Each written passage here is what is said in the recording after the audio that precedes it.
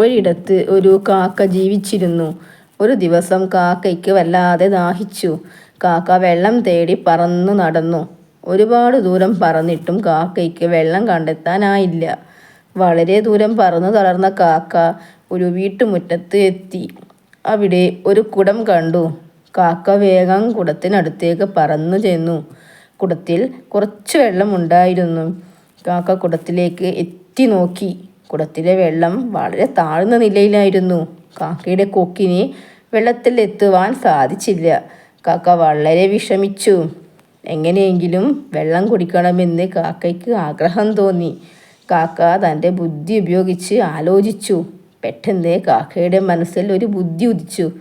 കുടത്തിനടുത്ത് കിടന്നിരുന്ന ചെറിയ കല്ലുകൾ കാക്ക ഓരോന്നായി കൊത്തിയെടുത്ത് കുടത്തിലേക്ക് ഇട്ടു. കാക്ക കല്ലുകൾ ഇട്ടുകൊണ്ടിരുന്നു. ക്രമേണ വെള്ളം ഉയർന്നു വന്നു. വെള്ളം കുടത്തിൻ്റെ വക്കോളം എത്തിയപ്പോൾ കാക്ക വെള്ളം കുടിച്ചു ദാഹം മാറ്റി. ബുദ്ധി ഉപയോഗിച്ചാൽ ഏത് പ്രതിസന്ധിയും തരണം ചെയ്യാം എന്ന് കാക്ക മനസ്സിലാക്കി. അങ്ങനെ കാക്ക വളരെ സന്തോഷത്തോടെ പറന്നുപോയി.